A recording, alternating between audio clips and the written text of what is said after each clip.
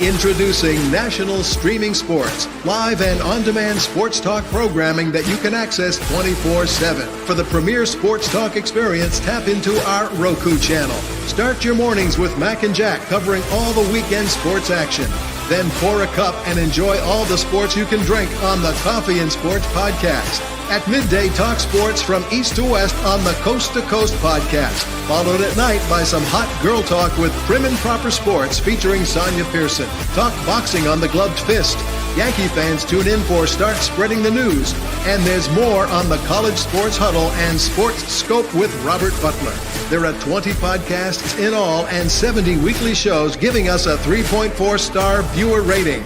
To find us on Roku TV, search for National Streaming Sports on the Roku search bar. Click on the logo and you're in.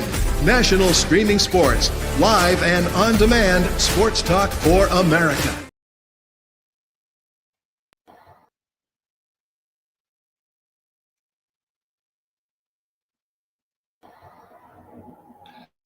National Streaming Sports is brought to you in part by BetUs.com, designed for true fans. NFL odds, Week 1 and futures, college football odds, including Heisman Trophy favorites and playoff odds, NBA odds of division winners and playoffs, Major League Baseball playoff and World Series odds, the National Hockey League Conference playoffs and Stanley Cup odds, and boxing wagers. Betting opportunities include versus the spreads and outright winners, also during the game. Use our link on our website, nessp.info, the Bet Us Opportunities webpage, for a 125% bonus on your first 3 deposits. Must be 21 years old, and remember, bet responsibly.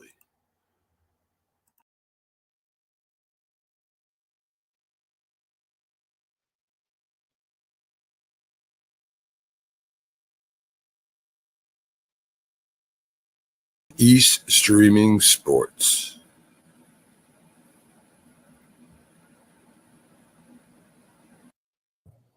Good morning, everybody, and welcome to the Mac, Jack, and Jim football, pro football Sunday review. I'm not sure what the name of the team is. It's no longer This Sunday in Sports. We're talking about some football now, and we are going to get hot right away. Yeah. We're on Facebook, YouTube, Twitter, Twitch, and Roku TV as part of the Northeast Streaming Sports Network. Everybody, we got Mac, Jack, and Jim. I'm Jamie Paggs, the Philly sports guy. What's going on, guys? Just as always, big day and big week in sports. There's something going on all the time. Yes. Craziness. Hey, the world went crazy this week, at least in pro football. Let's start off right away because I've got we mentioned it real quickly off the air, and I actually have stuff to say about this one. Let's start with the practice heard around the world. The 2 Super Bowl teams got together and had a week-long practice, and Aaron Donald decided that he wanted to play bop it, instead of football, and started going crazy with a helmet. And I'm going to start off right here with Jim. Obviously, I'm assuming that people are going to know what happened, that they saw the video at this point. If you've been on Twitter or ESPN, you know what it is that we're talking about. I want to start with you at first because obviously you're the only one here that's actually played in the NFL. What's interesting is it's not uncommon. You would think it'd be uncommon in joint practices. It's not really that uncommon because when we practice against the Raiders all the time or with the Cowboys, these things happen. Things happen all the time. Guys are, there's a bunch of alpha dogs out there, and that's just the way they are. But you also got to be smart. I mean, you could take somebody's career. You hit them in the face. If their helmet's off, you're supposed to stop. And you hit somebody in the face, or that's just the reality of it. We love to put in there. Are you going to put everybody in little pillow puff things like they do now? I mean, that's you could not you could not wear helmets at all. This has been talked about before, Yes. right? Just don't put your helmet on and go from there. That's all. But somebody will hit somebody and say, "Well, look at that. He doesn't have a helmet on and he's hitting them like that." That's what's going on. Guys, I've joked in past shows, just it's played out. What's worse, getting hit crossing the middle or being on the bottom of the pile? What about this one? Aaron Donald swinging his helmet at you, a Dominic Sue stomping on your hand. Which is worse? Dominic Sue, did he get suspended even for game for stomping on? Yes, he did. Yeah, he did. Yes, he did. What he's doing is, could be potentially more dangerous. That swinging a helmet is more dramatic. I agree. It is a criminal offense. But I'm just telling you, this is not the first time it's been done. Just like Pags has said, just like Keith, we have so much technology. People snuck in there. Somebody took a video of it. If they didn't take a video of it, it's just hearsay. The NFL has no jurisdiction over that. This team has to. And they might they're going to give him something. Say, hey, but this guy is probably going to be in the Hall of Fame 5 years after he finishes playing. They know he's an edge player. Rick brings up a great point, right? He disagrees with Jack, quarterback coming at him, so it's okay to swing a helmet. Come on, man. No, it's not. No, it's not okay to swing the helmet, but I'm saying when someone is coming right at you at that moment, you have a split second to react. He was swinging the helmet when he was actually backing up, like get off me, and he was swinging it hard to send a message. But I'm.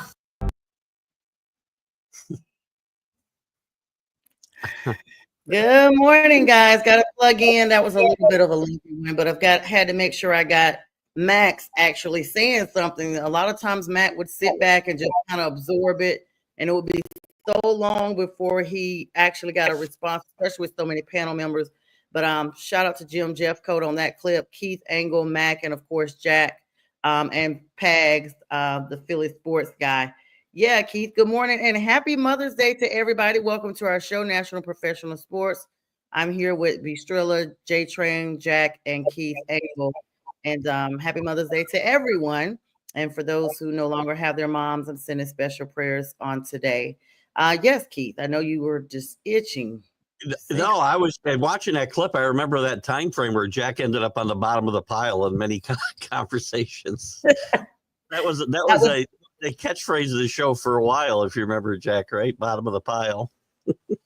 Yeah, what we were referring to is Myles Garrett getting suspended for 4 games for swinging his helmet at Mason Rudolph when Myles Garrett was kind of backing off and Rudolph was coming at him. That was the point. Whether it merited a 4-game suspension in the 17-game schedule, that's pretty severe. And of course, we've been doing our shows every episode in honor of Mac.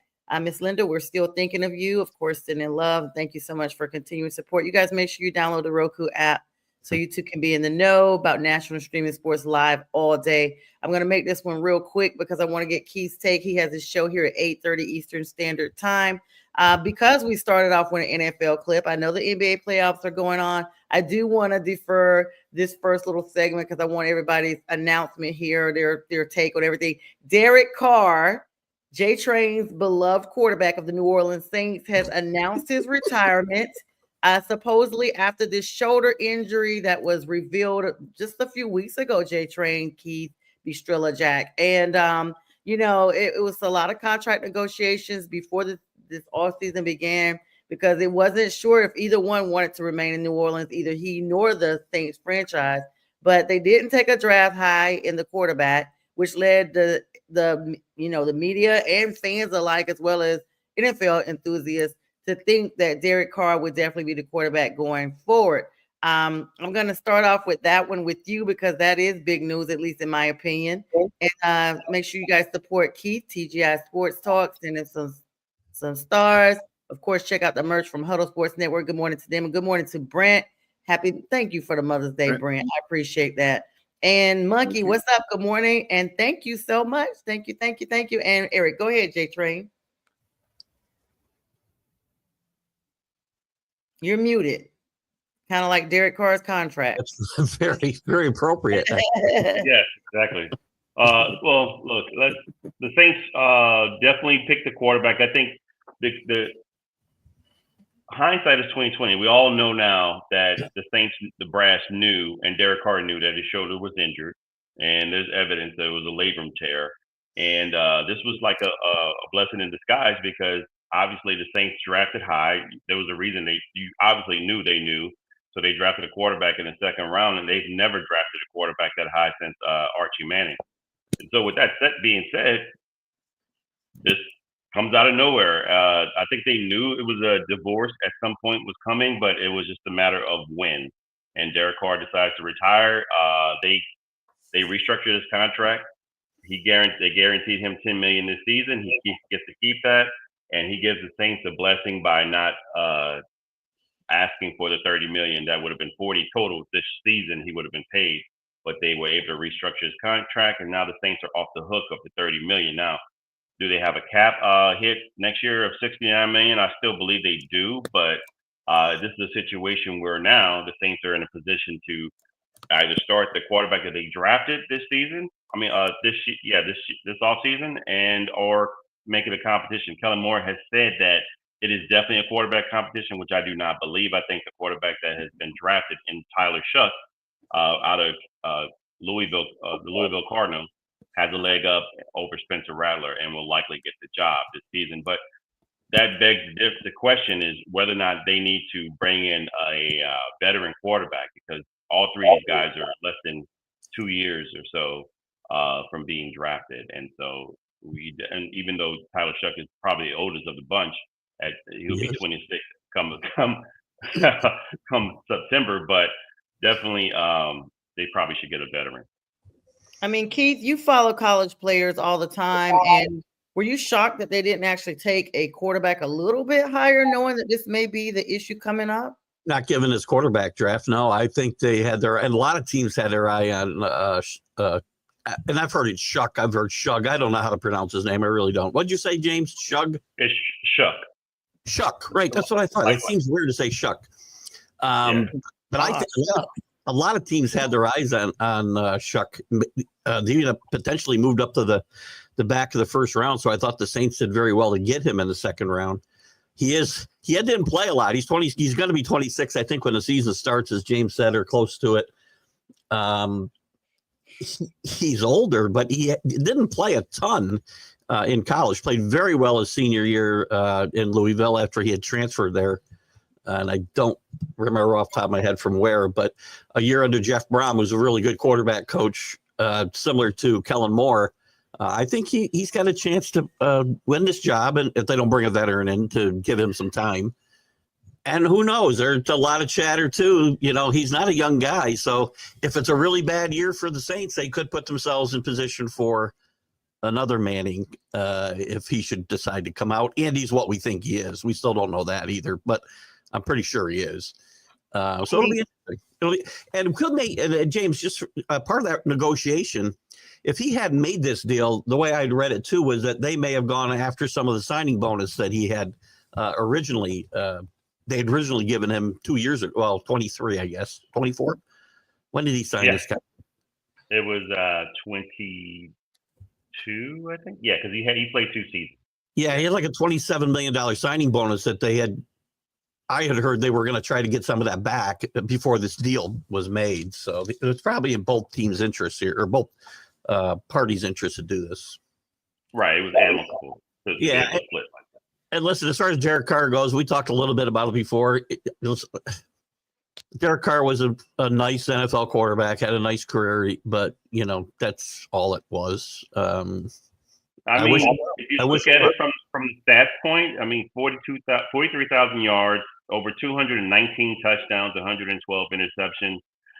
But he's the only quarterback with that stat line to never win a playoff game. So I was going to say, we're all tied with him in playoff wins. This whole panel is tied with him in playoff wins. So wow, not the whole panel. Derek Carr was kind of in the middle. He was too good to be a backup, but not really truly good enough to be an NFL caliber starter. Keith mentions a good point with Arch Manning. if the Saints are as bad as at least I think they're going to be, and I think they might be the worst team in football this upcoming season, meaning they pick number one in the draft. Nah, they'll be 31. I think 32 will be the Jets. It becomes a great storyline with Arch Manning, because if Arch Manning might play 2 more years at Texas, he might love it there. You know, he's going to start next year. But if he has an opportunity to go to the New Orleans Saints, where his grandfather was a Saint legend, where he grew up, having a chance to re-energize the franchise of his hometown, that is going to be a heck of a storyline that's going to develop. And I think he would come out in the draft. Wouldn't stay 2 more years at Texas if he had a chance to go to New Orleans. I mean, it's such a media hype. Because this guy, Quentin Ewers, went in the 7th round, and he didn't beat out Quentin Ewers. So my point is, let's let the kid play first before we start hype, just because he has the last name Manning. I don't know what he plays like. He is the son of the receiver of the bunch. He's not the son of a quarterback. So let's just see how he plays first and see how he does. I'd like to see him be successful, but we don't know at all. He didn't beat that guy out yet. And Quentin Ewers too. His dad was the best athlete of all 3 of those guys too, and he got hurt in college. That's the only reason he didn't play. So, but I'm saying he didn't play quarterback. He was a receiver. He was a receiver, yeah. He hurt his neck and couldn't go any further. Yeah. And real quick, Miss Linda says good morning, and she says, please extend happy Mother's Day wishes to all of your families. And thank you, Miss Linda, for my Mother's Day wish as well. And I hope you have a great Mother's Day yourself.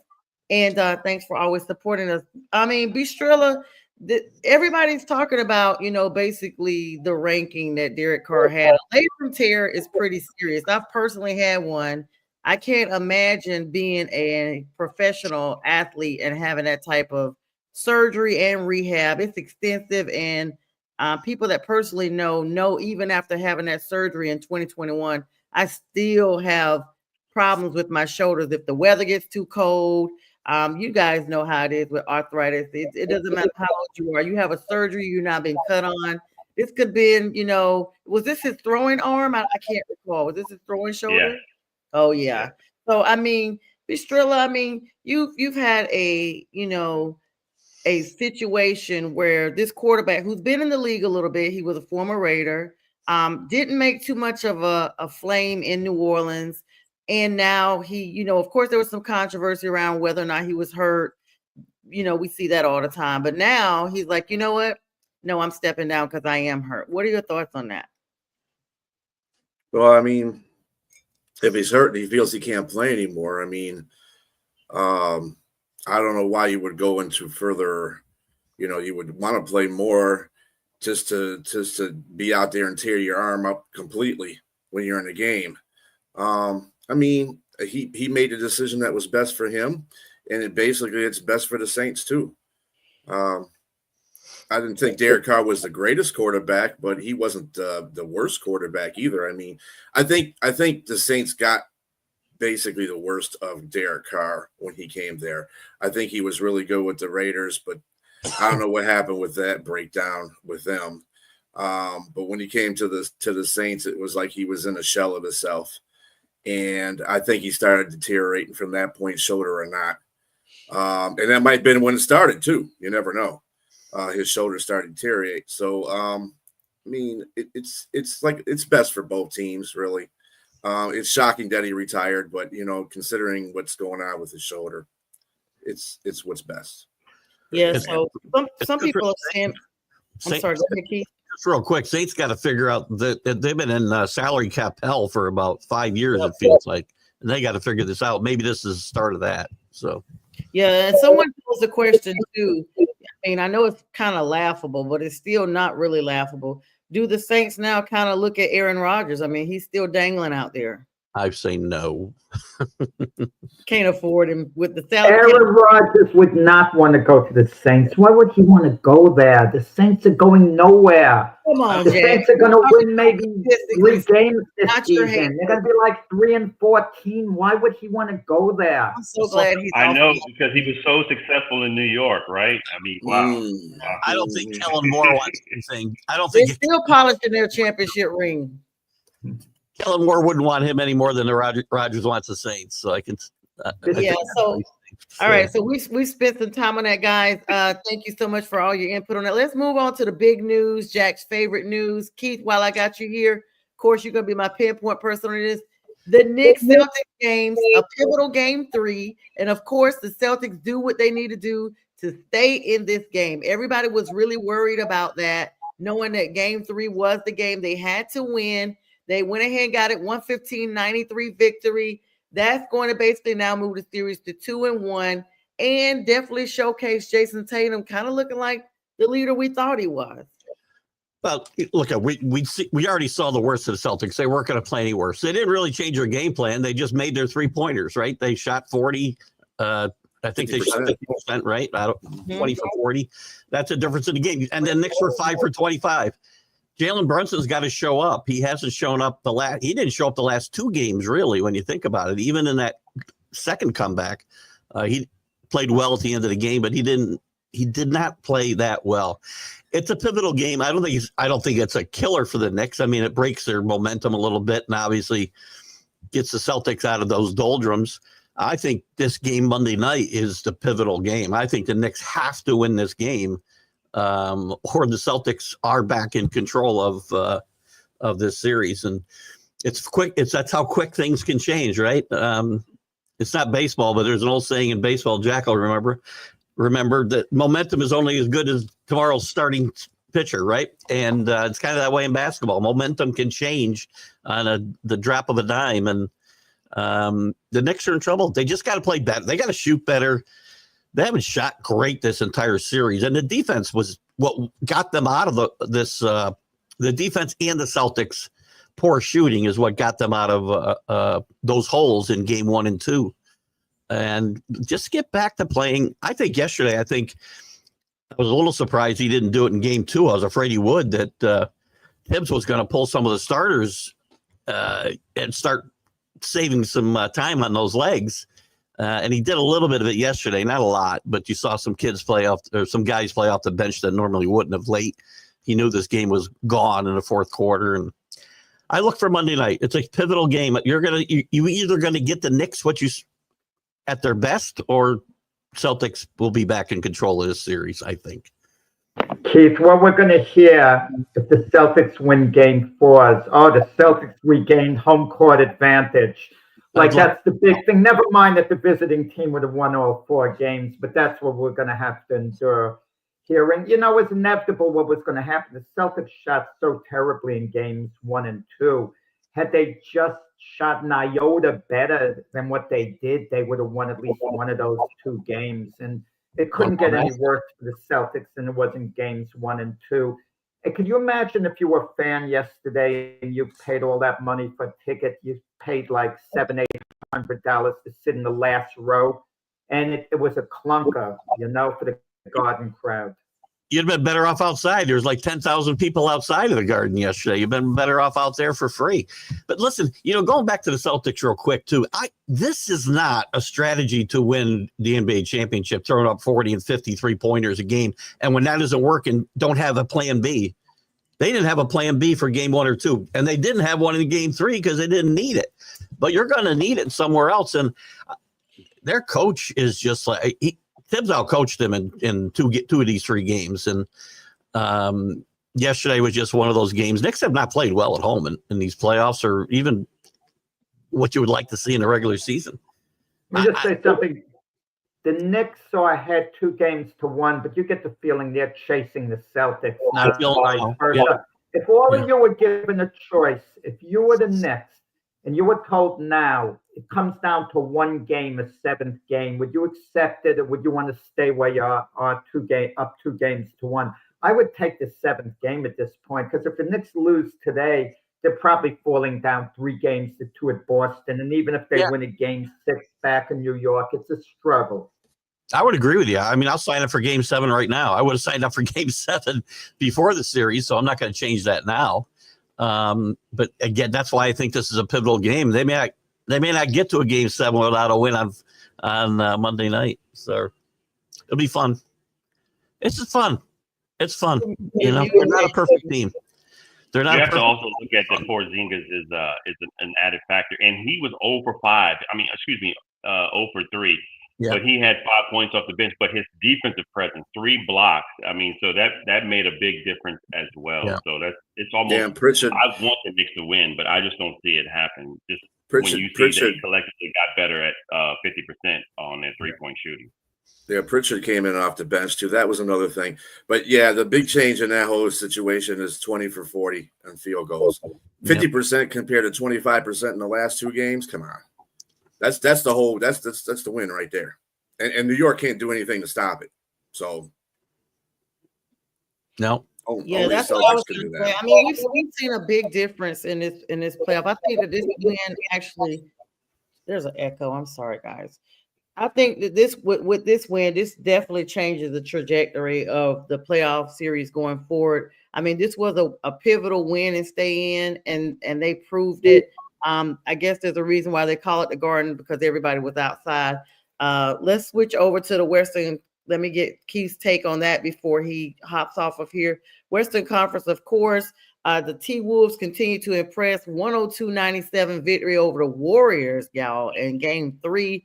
This now gives the T-Wolves a 2-1 lead in a series. Now this is looking like a significant advantage against a formidable opponent, in my opinion. Anthony Edwards, of course, standard performance, particularly in the second half, where he scored 28 of his high 36 points. His ability to take over the game in crucial moments during these highlights that they've been playing all weekend long shows basically how he could be a premier player in the league. We really saw him stand up. The Warriors, without their star guard, Steph Curry, has been the missing piece here. Of course, we saw and talked about a couple of days ago, he was supposed to be out most of this week because of that hamstring injury. And with them saying he's going to miss 3 or 4 games, we knew that would be pretty much the first few games and could be pivotal in whether or not the Warriors are able to sustain and hang on here. Keith, I mean, Draymond Green fouled out, of course, again, per usual in the fourth quarter. And then, of course, with the absence of Steph Curry being such a standard in this offense, are the Warriors able to hang on, or do you see a big defeat coming? It's going to be hard. It looks like Steph definitely isn't playing Game 4, and then to reevaluate him maybe Wednesday. But I read an article today. He'd have 12 days off if they got to Game 7, and he'd be in pretty good shape. And I'm like, they're not getting to Game 7 if he can't play.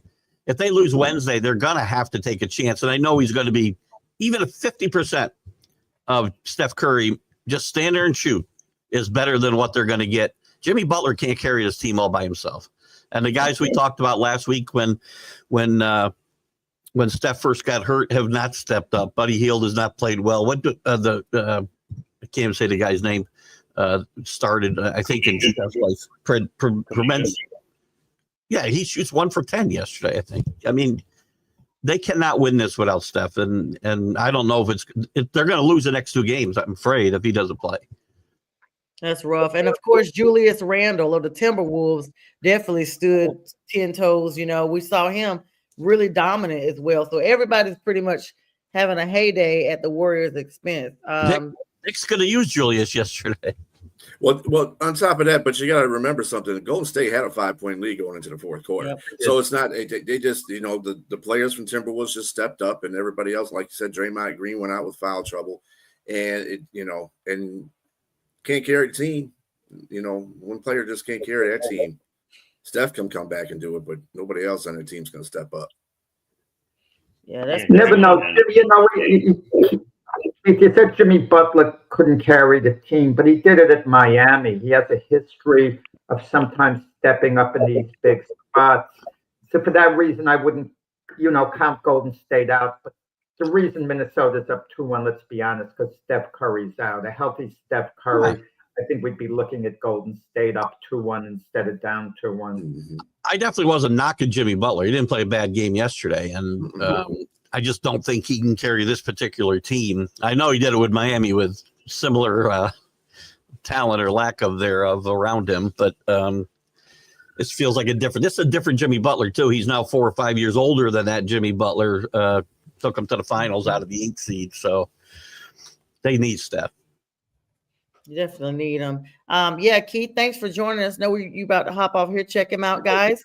Have a great Sunday. Happy birthday to your wife, Keith, and happy Mother's Day to her as well, and all your female family members. Same to all of you. Bye bye, or all of your special others. Bye bye. Thank you. See you later. Bye bye. All right, guys. Keith Engle, of course, TGI Sports Talk, always joining us here. You guys hop off and support him. He's at 8:30 Sunday morning stream of consciousness.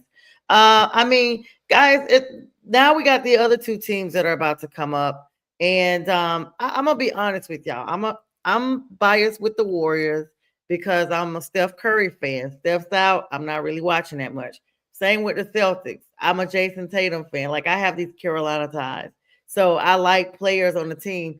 But now that the Celtics have made a push, I'll pay attention. The Warriors, not so much. Then we got to look at the Cavaliers game, guys. We got to look at the Cavs. What they've been doing, what they've not been doing, just who you think would probably pull that series out, because we're now past the first couple of games. You know, I think even though he didn't play that great a game, Darius Garland, him coming back helps the Cavaliers a lot. Mobley, Jared Allen stepped up last game. They hit the boards. Donovan Mitchell, you know, is going to remain focused. We talk about a pivotal game. This is it, game 4. The Caps are down 2-1. The Caps win this game. They go home 2-2. You know, I like the position that they're in, you know, if it comes down to the next 2 out of 3. So Indiana, I was real confident after the first 2 games. I think they didn't expect this effort from the Caps. And I'll be honest, I wasn't optimistic about the Caps coming back when they were down 2-0 because they blew 2 big leads at home. And even though the Celtics did the same thing, you knew it was because the Celtics shot poorly percentage-wise. And that wasn't the case, so much the case with Cleveland. There were just so many miscues, and the bench seemed deflated. But they're re-energized now for game 4. It's going to be a heck of a game today. But Jack, I got a question for you. Who do you think is more pivotal for? Do you think it's more pivotal for the Cavs or for the Pacers? Well, you'd have to say the Cavs. The expectations are so much higher for the Cavs. They won 64 games. If Indiana loses the series, yeah, they're disappointed. But they didn't have the type of regular season the Cavs had. Just think of it if you're a Cavs fan or you're a Pacer fan. If your team gets eliminated and you're a Cavs fan, you know the feeling with the Lions. The expectations are higher based on the regular season. And if the Cavs can't get it done this year, when are they ever going to get it done? When are they ever going to win a championship with Donovan Mitchell? I mean, they got the pieces, you know, they got the surrounding players for Donovan Mitchell. There's not that much room for improvement. And to lose to the Indiana Pacers, it's one thing you lose to the Boston Celtics in the Eastern Conference Finals. You could live with that if it's a tough series, you're disappointed. But to lose to the Indiana Pacers before you get to the Eastern Conference Finals, I mean, that's a tough one to stomach. So I think it's more important for the Cavs to get it done. You agree, J Train? No, I think it's probably more pivotal for Indiana to win today, because if they go back into Cleveland, although they've won the first 2 games, I think, like Jack, I will agree with Jack that Cleveland has found their footing. So now you want to put your foot on their throat to where, like, okay, we know we might go back to Cleveland and lose that one, but it'll be better in our favor, because if we don't win today, I think Cleveland has gained their momentum. Will get their momentum back, and they have their players back. And Donovan Mitchell is averaging like 40 plus. I don't see him stopping that anymore, because it doesn't look like they can stop him. So, I mean, they're allowing him to score, and then you get Evan Mobley averaging 18.5 in this series. So it's just, and with their defense, Halliburton seems to be the only guy that can really like keep them going. You know, I like Miles Turner. I think he's a little streaky. He's big, that can play on the inside and the outside. But I like Cleveland. If Cleveland wins today, they're going to close it out 4-2, I think. Yeah, I think so too. And it seems like that series went real fast. Jack, you had a follow-up? J Train, I don't understand his logic here, okay? He feels that if Cleveland wins today, they're going to then win the next 2 games in 4-2. That's fine to have that opinion. But if the Pacers win today and go up 3-1, Jay Crane thinks the Pacers are winning in 6 games, meaning he thinks the Cavaliers will now win back at home. It'll be 3-2, and then the Pacers will close them out in 6 games. So I don't know, you're inside everyone's head, the mindset. I mean, you're playing chess here or something, analyzing it. I don't get it. I just think that the momentum, again, it will shift. It will shift towards Cleveland if they win in Indiana 2 games, just like they won there. They were able to weather the storm, Cleveland. They lost 2 games at home, and they came here and won that first game.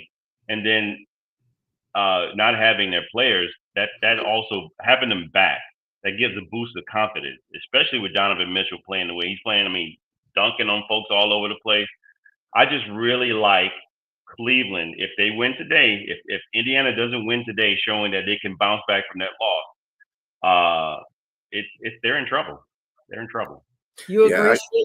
I agree with James on that one, because I think that this is a here and now, Jack. This is not what Cavaliers are supposed to be doing. The difference between this series and Boston is Boston knows all they got to do is shoot, and they can win the series. That's the difference with this. Cleveland looks like, if we don't win this particular game or we don't do this, we're going to get put out in this round. They're playing for their life in this playoffs. Whereas Boston is just like Jaylen Brown said, 4 games in a row, you got to beat us 4 times to beat us.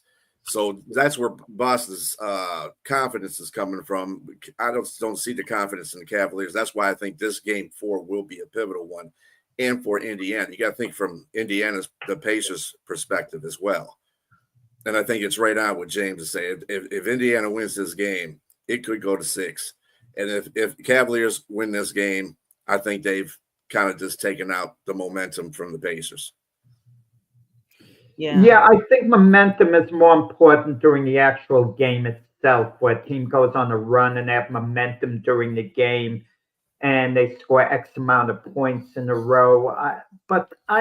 We don't know the mindset of some of these teams, how much resolve the players have. Look at the Denver Nuggets. They won 1 championship, but they have a championship pedigree, and they have the best play in the game in Jokic.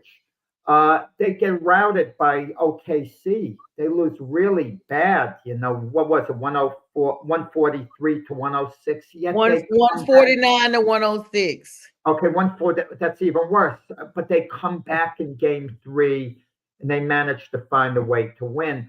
But wouldn't you think OKC would have this great momentum, the way they stomped Denver in game 2? But it didn't carry over because Denver had a certain resolve for game 3. But there's a difference here. Halliburton and his team has never won a championship. So, I mean, I think there's a little bit more resolve that this team that's weathered storms and has won a championship with Denver.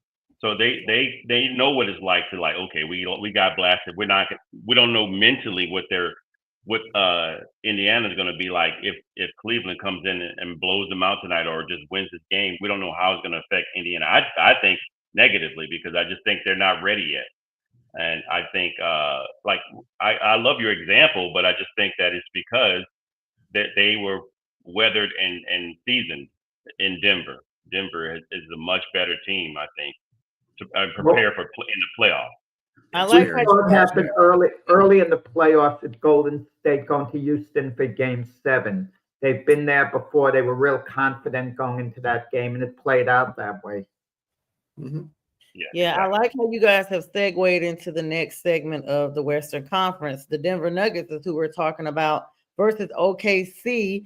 Now the Nuggets have a 2-1 series. This series has kind of gone back and forth. However, I will say this. I personally did not think the Denver Nuggets was going to be able to sustain as far as they have been. This is really a credit to their new head coach. We all shocked and questioned the firing of the coach as well as the general manager as well. And so now they literally were starting from scratch. So we thought, but it looks like that none of that matters. These players are still standing on business and they're still getting it done. And they are the core of what we may be seeing, a formidable championship team I'm here with this matchup in the West. I mean, until this series is done. Yes, if they win Donna. this series, then there will be no head coach questions. But if the Denver doesn't win this series, those head coach questions will come up. So Thank you. Sonia was conceding the series to Denver. I'm glad you straightened her out. But no, Jack. Ain't nobody straightening nothing out over here. Listen here. they have stayed in. I thought the Denver Nuggets would basically get blown out, like mopped, like swept, mopped and swept. And the fact that they are hanging in there, and I mean, this is the second round, guys. They've already surpassed the win and stay in phase. I'm impressed. Okay. I gotta agree with both of you. I think Sonja, I agree because I didn't think they would go this far, considering all the damage they had in the office. But I also agree with BStrilla as well in regards to if they don't win this series, there are going to be some questions that need to be answered. But not Jack. Jack said somebody got to straighten me out about it. You got with Jokic. How can you feel any team that has Jokic is going to get wiped out? I mean, well, that's where the experience comes in for Denver. I mean, that's where the experience comes in for Denver, and OKC only has like 2 years of playoff experience right now. So this series is gonna play out. I just still see OKC winning this series. It's gonna be a couple of games where OKC shows their dominance, but there's gonna be a couple of games that Denver shows their experience, and this was one of the games in this overtime game. So, I mean, I would say OKC wins the next game. It's going to go back and forth until OKC really takes a stranglehold of the series. Let me ask you this, everyone. Do you think OKC's maybe 1 year away? Because I would bet when this season ends, OKC is going to be the favorite to win it all next season by the odds makers. Oh, that's a stretch. That is a stretch. Are they 1 year away right now? I think so. I think they're not just one season away; they're one star away. There's no other name on that you team. Guys are delusional. To win it all, to win it all, to win it all. No, you don't think OKC is good? I mean, they're good. They just need. I think they need one star. The whole NBA championship. No, everyone is one star away. James, what are you talking about? No. Most teams have 2 stars on their team. Jack, you can't name another star on that team. You can't. Most teams have 2 stars. You can't give me another name on that team. Holmgren. That's Holmgren. No, he's not a star. He said cat in the hat. Who? Green eggs and ham. Okay. He's a good player, but he's not a star. I mean, if they get another guy, a marquee name that can go along with him, I mean, then I think I kind of disagree with that, James. The reason why I can disagree with that is because they blow teams out. They've been doing that all season. I mean, they've been killing teams with 1 star, Shea Butter. Yeah, I agree. The makeup of the team is different than any other NBA team, really. I think a lot of teams are trying to do that. Like the Pistons are one of those teams that are trying to do that. They got 1 star. They're trying to build around that 1 star. And that's what I think OKC has achieved. They're number 1 just about in every NBA category you can possibly have. So, no, I don't think they need an extra star. I think this is their year to get into the championship. I think this is their year for the championship. I just think they're going to go through the bumps and the bruises of the playoffs. This is their second year with this same team format. So, I mean, they should be fine. I think they're going to get into the the championship this year. I don't think there's any problem. It's like I said, it's going to be bumpy. Whoever they play in the next round, it's going to be, it might even go to 7 games because, again, they lack all the experience that some of these teams have. So it's going to be a process, but I don't see them being one superstar away. I think they have what I don't think a superstar. That's why I didn't say superstar. I said star. I mean, Jokic. Jokic is a superstar, but Jamal Murray is not a superstar. Jamal Murray is a star. He's a player that you can use secondarily as a Robin to Batman. I don't see a Robin on that team. That's just what I'm saying. When you look at Boston and how they're winning, Boston or even New York, there is somebody on that team that's secondarily that's good. That's just really good. I don't see that on OKC. I like SGA. I think that's why SGA is in the running for MVP because there's really nobody else on the team. I think like Jack said, the guy Holmgren is good.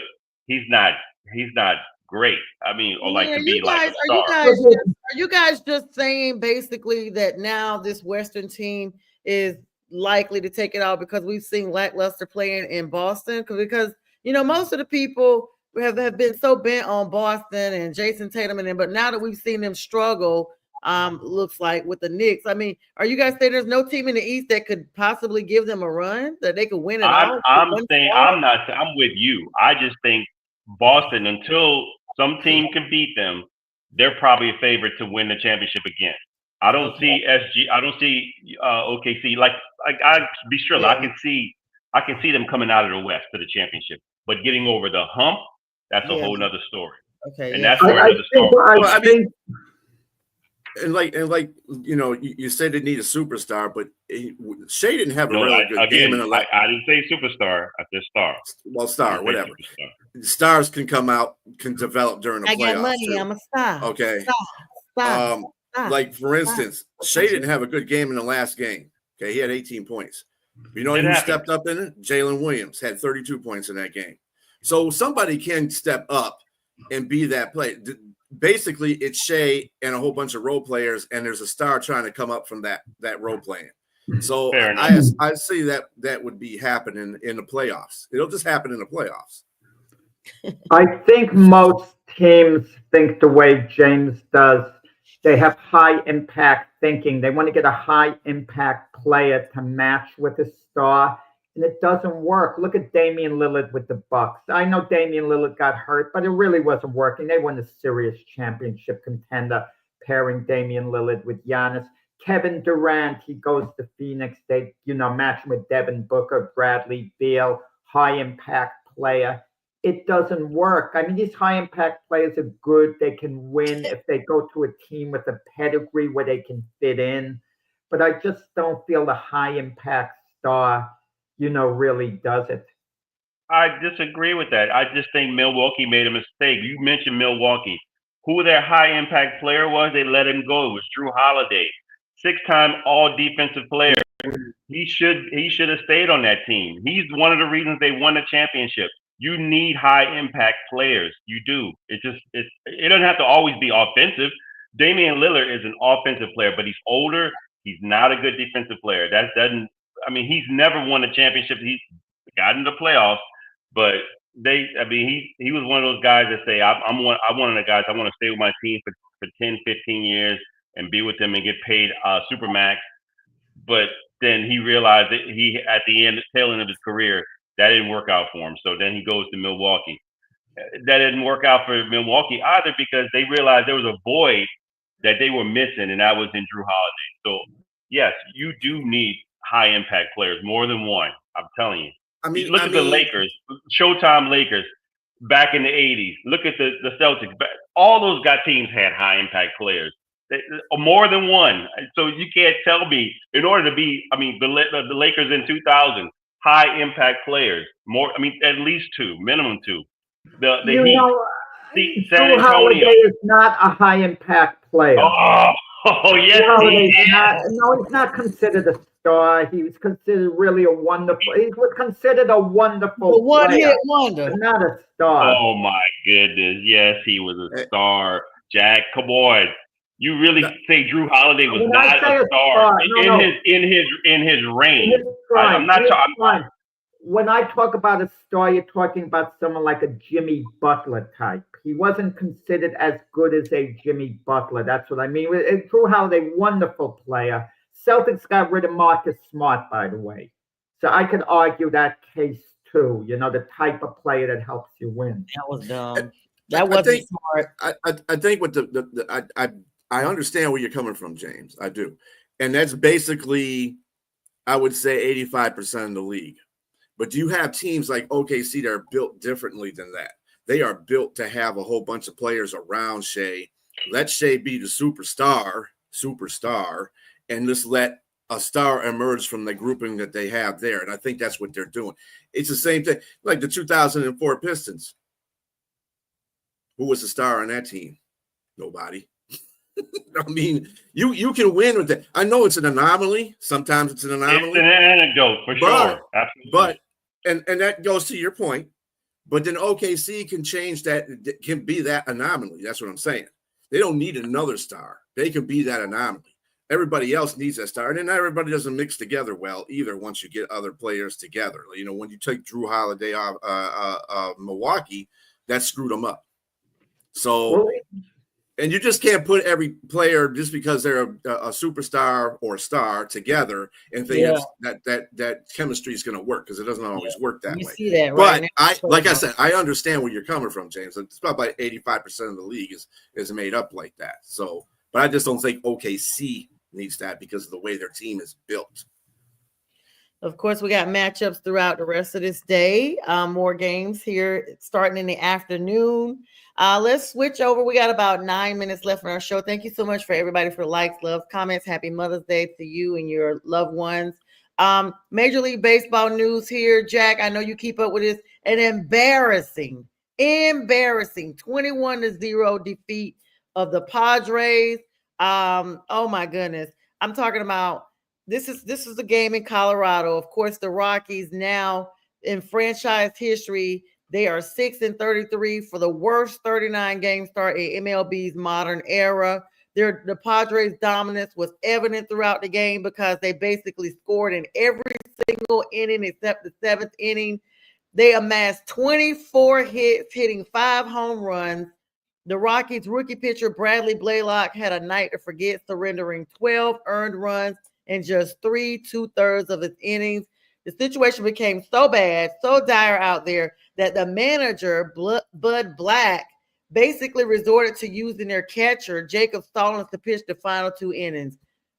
What an anemic performance by this team. I mean, 21-0 is like killed for real. Like, they're over. They're done. Yeah, I mean, baseball's a little different. You can lose 21-0 one game, come back the next. And the Rockies are just plain bad. We knew they were going to be bad. Bud Black's been around baseball forever, it seems. And do they really can Colorado? Is there like any outrage over how their team's doing? I mean, you get a certain pushback in certain other cities when their team is really, really bad. But certain cities are different. We've seen that in Oakland, why they moved and they're playing their games in Sacramento right now. In Colorado, are they happy to just have a franchise? A few weeks ago, I went to a game in Miami to see the Miami Marlins play the Arizona Diamondbacks. They had only a little over 7,000 people. The atmosphere was so darn dull, in Miami compared to New York. And is that the game you just went to like a couple of weeks ago? Yeah, and I'm going to be going to Yankee. This is where he requested to get out of the chat because he was at the game and said he was going to follow up with us later. He's watching the Marlins game. Oh, okay. And I'm going to a Yankee game next week. There's going to be a lot of high energy. Imagine the Yankees were playing that poorly, the pushback. But, some cities tolerate things a lot more than the others. Colorado. By the way, I picked Brazilla. I had picked in the beginning of the year, and I was put down by some other people about this. The Dodgers over the Tigers in the World Series. I picked the Tigers to go to the World Series, and as of yesterday, at least, they had the best record in baseball. Were tied with the Dodgers for it. So, Jack, you said somebody. You're looking like Nostradamus there, Jack. And and what's funny about Colorado is Colorado is bad, but are they as bad as last year's Chicago White Sox? Oh, there's the Chicago D. There it is. I mean, and you know what's funny about that game with San Diego too? They just came off a series with the Tigers, and Tigers outscored them like 30-something. Yeah, this is not a shock. They're getting worse. They're getting worse. You think J. Franchise, I feel for a little bit the Angels, who've been bad year after year. Mike Trout, one of the great players of all time, is kind of wasting his time with that franchise. They said they trade him if he requested a trade. He lives in New Jersey, but he wants to be a career Angel. That's what he wants to be. I mean, talk about a guy showing character a team that's not winning and is going nowhere, yet he wants to be a career Angel. That might change, and I wouldn't blame him if he wanted out at some point. Yeah, you agree, J Train? I mean, I'm still flabbergasted by 21-0. I mean, that sounds like 3 a football touchdowns. score. Right. Yeah, exactly. Right. Look, I'm not really sure about what the trajectory of the season is, but I'll take Jack's words for it. If they're bad, they're just bad. It's not something to even talk about at this juncture of the season. Meanwhile, in other action, as we get ready to wrap up we got about 3 minutes, guys. This time flies by so fast. The Philadelphia Phillies scored in 7-1 victory over the Guardians, highlighted by a home run from Bryce Harper. You know, we talk about him a lot. Strong pitching performance from Ranger Suarez towards 7 scoreless innings. That's crazy right there. 7 scoreless innings. What a long, boring game. I'm sorry. I've been to games like that. I hate when it's just meh. Like, you just never know when something's going to happen and nothing's ever happening. The Oakland Athletics, of course, edged out the New York Yankees 11-7 Jack squad with Shea Langeliers driving in the runs, countering 2 home runs from the Yankees' Aaron Judge.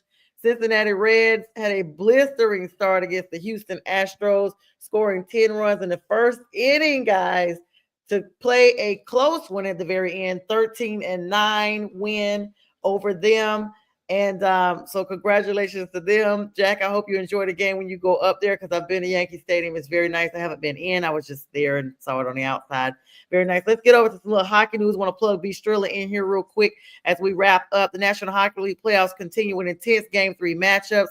Vegas Golden Knights avoided falling into a 3-0 series against the Edmonton Oilers with a thrilling, I mean, y'all, I saw the highlights from this 4-3 victory. Like, they barely got this one out.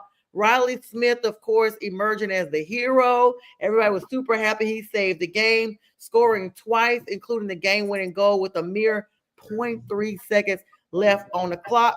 William Karlsson also contributed a goal and an assist for Vegas. The Oilers showed that their fighting spirit is Connor McDavid tied the game with just over 3 minutes remaining, only to have the Golden Knights snatch the win in the final moment. Strilla, I mean, this series has gone extremely competitive. And I mean, it's just really giving fans what they really are interested in for this matchup. Well, I'm going to say this. Edmonton's winning this series. The series they had against the Kings showed me right there that this might be Edmonton's got a little spark going on right now. They were down 2-0 to the Kings, and the Kings were beating them bad those 2 games. And then they just came and won 4 straight. And it's like, 2 games. What 2 games? I don't remember those 2 games. Right. And so they came in here. They're 2 games up on Vegas. Vegas is a good team. They are a very good team. And Edmonton's showing you right now, Edmonton don't care. They're just trying to plow through everybody to get back to the Stanley Cup. So I think the only team that's going to stop them is Florida. Florida is playing really well right now. I just want to say one quick thing. How important replay is, because the officials waved it off that it wasn't a goal, originally the game winner, and they had to go to the replay. So imagine there was no replay. Teams would have gone into overtime. So for all we know, Edmonton would be up 3-0 as we were talking now, if that were the case. So how vital replay is, we saw yesterday. Yeah, and as we wrap up the last little 45 seconds, let's talk about the Western Conference. Of course, Winnipeg Jets delivered a dominant performance, shutting out the Dallas Stars 4-0. Everybody been talking about the Dallas Stars. This team has been here before, but this time they were shut out in Game 2 of their series.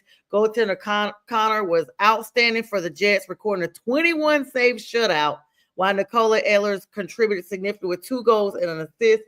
Commanding victory. Looks like the series demonstrates that the Jets are just not going to give up, BStrilla. I mean, they're capable to compete with any of the top teams in the league. And then, of course, the Eastern Conference got the Carolina Hurricanes, my boys, blanked the Washington Capitals 3-0 in Game 3 of the series.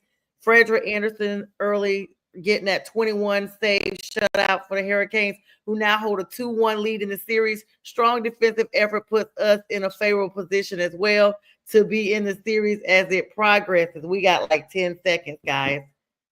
Well, the Hurricanes won 4-0. Don't sell them short. Sorry, 4-0. Yeah. They should win that series too. I think Hurricanes are a better team than the Capitals, even though the Capitals almost won the President's Trophy. The Winnipeg Jets, great goaltending. That's what got them in this position right now. And I think Dallas has been playing really strong, but I think Winnipeg wins that series as well. Also, Florida beat the Toronto Maple Leafs 5-4 in overtime. Again, I said the Panthers are the stronger team here. I like to see Toronto actually try to get Stanley Cup. You know what I'm saying? But it is what it is. All right, guys, and it is what it is. We wish everybody a great Sunday. Thanks so much for joining us. As always, BStrilla, J Train Jack, and myself, as well as Keith Engle. Have a great one. We will see you guys tomorrow night on the Glove Fist with Frank Latierzo, of course, and Jack Hirsch. You guys have a great day, and God